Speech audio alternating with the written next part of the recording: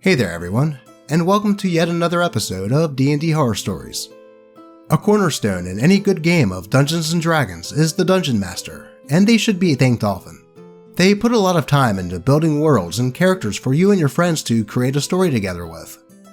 Though sometimes, a DM can leave a lot to be desired, much like the ones in the following D&D Horror Stories. But before we get into that, Nipsey would like a word. Remember to like, comment, and subscribe. I really like this Simba. Thanks, Nipsey. Y'all should listen to him. He likes all the best stuff. Anyway, let's get right into these stories. It's so obvious, or the day I realized that my GM was a sociopath. By Reddit user Red80. So, long story short, the group was in this medium-sized town in the desert, and was tasked with discovering why all the water resources had become tainted. Now, from the moment we stepped into the town, everyone and their grandmother kept dropping hints about how this weird, evil underground cult that ceremonially blinds themselves to see the truth of reality was probably behind it, since they had caused problems in the past. And no matter how much research we did, or who we talked to, we couldn't find any other possible culprit. Anyway, events transpire, and the cult eventually manages to kidnap the town's mayor to sacrifice to their god, or something. And we, the party and the mayor's mercenary bodyguard, who was very upfront about how he was only in it for the money, remember this, go after them and manage to track them to their hideout in some ruins in the desert. Only problem is, we can't find the entrance. We searched the ruins from top to bottom, but we just can't find anything that even resembles an entrance. Our only clues are the two sentences that we have encountered multiple times during our investigation. Blind faith will prevail, and the blind will lead the way. Okay, easy. The entrance is probably hidden by magical means, and you can't find it with your eyes, right? Nope. Okay. What if we don blindfolds, so we really can't see anything, and search the ruins? Nope, that doesn't work either. This whole time, the GM is laughing his ass off, going, "Oh my god, you guys really don't get it. It's so obvious." He is actually laughing so hard that he's crying, and at this point, we are all kind of pissed, so we decide to head back to town, hire some laborers, and come back with shovels and picks to just excavate the area until we find it. The GM, hearing this, decides to be nice and throw us a bone, and have the bodyguard ask us for clues. Upon hearing them, he goes, "Ah yes, of course," takes off his helmet, hands it to one of us, and then, calmly and without hesitation, gouges out his own eyeballs in front of us. We are just sitting there in horrified silence as the GM acts it out as the bodyguard is screaming like a madman, and then, once he is done, goes, "Ah yes, now I can see," and leads us behind a rock we have searched behind a dozen times, and voila, there's the entrance. Not hidden or anything, just a big old hole in the ground. I think we all sat there for a solid 30 seconds, just staring in disbelief at the GM, who was grinning like an asshole, before we just went, "What the fuck?" We asked him if this was a joke, if there was something we had missed that we could do instead of gouging out our eyeballs, but nope, he was adamant. The solution to the puzzle was, all along, for one of us to just carve out our eyes in order for us to find the entrance. Do note, in the system that we played, it is not easy to replace lost body parts, and the replacement parts usually come with penalties unless you're willing to spend quite a lot of money on them. Hell, he was actually kind of pissed at me because he assumed that just because I was playing a priest at the time, that I would just willingly gouge out my own eyeballs, just on the off chance that it was the answer. I tried to explain to him that normal people don't just gouge out their eyeballs like that, but he just brushed me off as a bad role player. You want to know the best part? The entire thing with the cult? It was a red herring. Despite all the clues the GM threw at us whenever possible, they had absolutely nothing to do with the local water supply being tainted, so if any of us had blinded themselves, it would have been for nothing. So that's the story of when I realized that my GM was probably a sociopath, something that, sadly enough, would turn out to be the case. But that's a story for another time. Now, I'm not sure sociopath is the right word. I would go with sadistic. How the hell would a DM expect any player to willingly gouge out their character's eyeballs on a whim, and then get mad at them for not doing so? Maybe if the solution was to cast the blind spell on another character, that could actually be a pretty cool and neat solution to a puzzle. But no, this DM just wanted someone to gouge out their character's eyes, and once none did, decided to describe in brutal detail a mercenary, who was just in it for the money mind you, rip out his own eyes. Doesn't really seem like something a greedy mercenary would do out of the blue, based off a cryptic clue. Hey, that rhymed. Though, what are your thoughts? Let's move on. The time my DM semi-permanently crippled a PC and didn't understand why that might bother the player. By Reddit user, Lilywine Aunt of Demons. So, first some quick context. There were 4 of us, including the DM. We were playing a play-by-post, gritty realism game. I was playing a cleric, my friend was playing a rogue, and the other player was a barbarian. This next bit is super important. Both the barbarian and I were playing humans, variant humans. My idea was to be a combat medic, so I was playing a war cleric with the healer feat. The barbarian was, well, a barbarian, so he took Great Weapon Master. Again, for emphasis, I was effectively a field doctor, and the barbarian was a tank with a great axe that could occasionally split people in two. Oh, and we were all level 3. So, the true beginning of the issue starts a little ways before it. We were traveling together when we find a giant village. They let us in, and I offer my services as a healer to make some money on the side, and the barbarian opts to come along. Miraculously, this thriving giant village doesn't have a doctor, so they have quite a few people hurt, sick, and or dying. But at the same time, some of these medical procedures require more than one set of hands, so I enlist the barbarian as my nurse and assistant. So I do some medicine checks and heal some giants. Then a serious issue comes up. My check reveals that the giant's lung has been perforated and is filling up with blood and fluid from his body cavity. Now, I don't have the equipment to deal with this kind of injury, but I do know a slipshod treatment that will suffice until they can get him to a bigger town.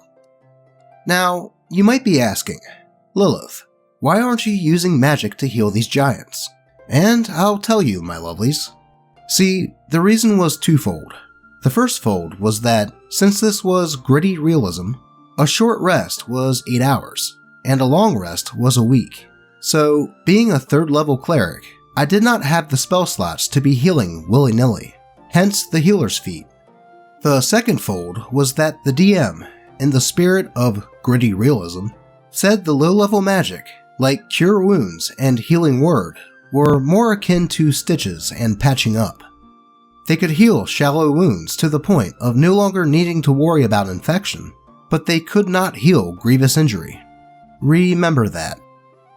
So, the holdover treatment for this giant's injury is basically making a puncture wound all the way through his skin and lung, then putting a tube into the lung to drain the liquid, and hope that his lung didn't collapse while they moved him to a big city healer.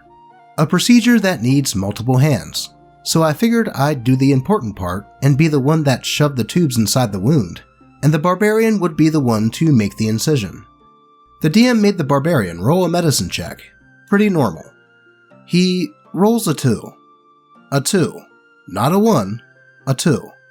So, logically, the DM has the barbarian stab the giant to death, in front of all the gods and everyone. So, now we're arrested. All our stuff is taken, and we are on trial for murder. But it isn't so much a trial, as it's the giants being like, "You killed a guy, now we're going to kill you." Luckily, our rogue is able to just barely convince them to simply kick us out of the village with a natural 20. That's not an exaggeration, by the way. So they kick us out of the village with literally only the clothes on our backs. We're stuck in the middle of the woods with almost no equipment, and we need to survive. And oh yeah, it's the dead of winter. So we do our best camping, but despite average rolls, the DM isn't really giving much. Then, one day, we stumble across what the DM says is obviously a bandit hideout. So, we all collectively think, awesome, we can check to see how many people are there, and maybe get some equipment. So, we manage to sneak up to the hideout, and it appears that there are only a few bandits. Now, while camping, between the three of us, we were able to forage the necessary pieces to craft a crude stone dagger, and a crude stone hand axe. Basically, they just had a -1 to damage, and the possibility to break on a natural 1. The barbarian just found a large branch to serve as a great club. So, we think if we go about it in a smart manner, we might be able to get some decent equipment, and maybe even whatever loot the bandits might have. So, we attack the place. It's close, but we're able to take down some of them, and pick up their weapons. Then, it happened. The barbarian rolls a natural 1. Now, when we joined, we all agreed to a critical fumble table, which is why we were so shocked at the consequences of the natural 2, but also why we didn't react the way we ought to have. So, the barbarian rolled a natural 1. What could happen? He breaks his weapon? He drops it? He hits one of us instead? He hits himself? No. The bandit he's fighting gets a free hit on him, and cripples one of the barbarian's hands. Until we can have it healed, he has permanent disadvantage while using weapons with the two-handed property, and enemies have advantage on disarming him from things held in that hand. And he has permanent disadvantage on athletic checks relating to doing things with two hands. So the barbarian, with the Great Weapon Master feat, now can't use great weapons. I tried to heal his hand, but the DM said that we would not be able to heal this kind of wound at our current level, and we'd have to go and find a larger city and pay a cleric to heal the hand. How much would it cost? Probably around 500 gold pieces. So we'd lost almost all our gear, were stranded in the woods, had no money, and now we'd have to find a large city to pay a cleric with money we didn't have. The barbarian quit on the spot. The DM was pissed off, raving that he had no clue why the barbarian quit, and that he knew it was a gritty realism game. When the rogue and I explained that maybe he quit because it seemed like we only ever got punished for interacting with the world, and that he had basically crippled the barbarian's character since we had no money to buy a heal, no equipment to make money, and no people to take jobs from, maybe the barbarian just decided to call it quits. So the DM nuked the whole server. As an afternote, this wasn't the only instance of something like this happening, just the most egregious. As with many DMs, it really seemed like the DM equated gritty realism with "everyone is an asshole, and only bad things happen." Low rolls were punished overly harshly, while high rolls were diminished. Natural 20s didn't do much, usually letting us only partially succeed, but if you rolled a 5 and below, it was treated as a critical failure, and extremely bad things happened. TLDR, DM thinks gritty realism means everything sucks, cripples PC, gets confused when they quit, then nukes the server when the remaining players explain that everything sucking isn't very fun. I can understand wanting to make a dark and gritty fantasy world for people to play in, but there is such a thing as taking it too far. I agree with OP that gritty realism does not mean that you have to make the experience shitty. I'm sorry, a long rest takes a week? How would that even be viable in a tabletop RPG? I don't blame the barbarian for leaving after the DM essentially crippled his character without any viable way to get healed, and instead of listening to the criticism from the remaining players, he just deletes the entire server. which I would say is a blessing in disguise. Though, what are your thoughts? Have you ever been in a game that was touted as being realistic and gritty? If so, how did it go? Let's move on. I don't know if this was reasonable. By Reddit user, The Cobbler Impeached. I am a player in a Pathfinder 1e game that had 5 players. 2 of the other players left, and I want to know if I should leave as well. A little background. Someone or something had been kidnapping people from the road and warping them into horrible monsters, and we were trying to find out who or what it was. We first tried to set up an ambush for them in the area they'd been kidnapping people, but instead, my wizard got stripped of his items and teleported into a dungeon, and tied up with no save or any indication of an attacker. He managed to cast Dimension Door and teleport out, but he was useless for 3 sessions, while the rest of the party went through the dungeon and got his items back. We found a massive room full of them in that same dungeon, with about 1,500 of the monsters in it. Most of them were chained up, but 30 were unrestrained and walking around. We could take maybe 7 at a time on a good day, so we couldn't fight them. However, there was a door on the far side of the room which appeared to be the only way forward. One of us, I can't remember who, came up with the idea of teleporting into the room from the surface. Using the entrance to the basement as a reference point, we determined the exact point we needed to teleport to from the surface to be 10 feet behind that door. One character was very much against the idea, but their character and mine were at odds, lawful good wizard versus neutral evil anti-paladin, so my character ignored theirs. My wizard could only take 2 others along with him using Dimension Door and a magic item that let him take an additional person, so the character who hated the idea and 1 other remained on the surface, and we agreed to carry out the plan next session. The next session rolls around, and I'm pretty excited. We cast our buff spells and teleported in. And here is what happened. 1. We came out on the wrong side of the door. The GM said we were in the wrong place, so we appeared in between rows of chained up monsters. 2. GM told us to make perception checks, and the highest was an 18. We all failed, so one of the monsters cast Create Pit, and 2 of us fall in. 3. I came up with a plan. The 3rd character who had not fallen in would fall in, and I would cast Dimension Door to take us all back out, and we all agreed to this. 4. The plan was put into action. I cast Dimension Door, and the spell failed.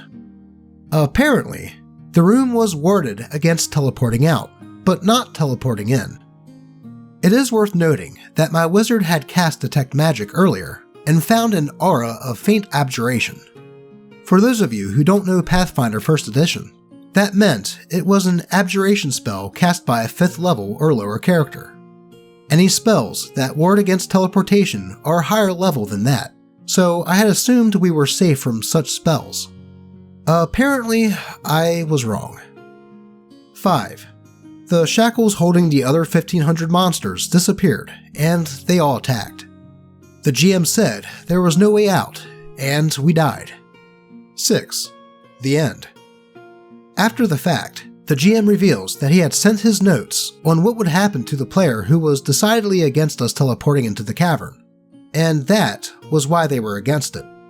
The other 2 players immediately left the game, but I stayed.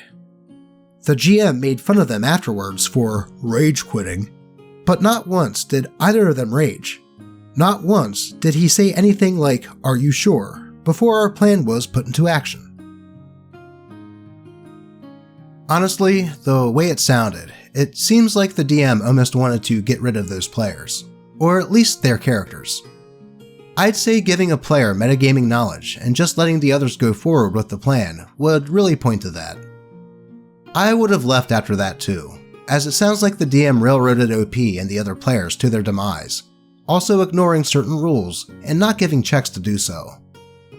As far as OP staying or leaving, if it were me, I would leave, as it doesn't sound like a fun time. Sending his notes to one player shows favoritism, and then to talk down about other players that decided to leave due to this shows a lot about his personality. and I can only see that as another red flag. Though that's just my advice. What would yours be? Do you have a tale of a dungeon master that left a lot to be desired? If so, and would like your story to be shared in a video, feel free to post a link in the comments on the D&D Dose subreddit, or even just at me on Twitter. As always, I appreciate all of you, and remember to thank the good DMs in your life. Until next time.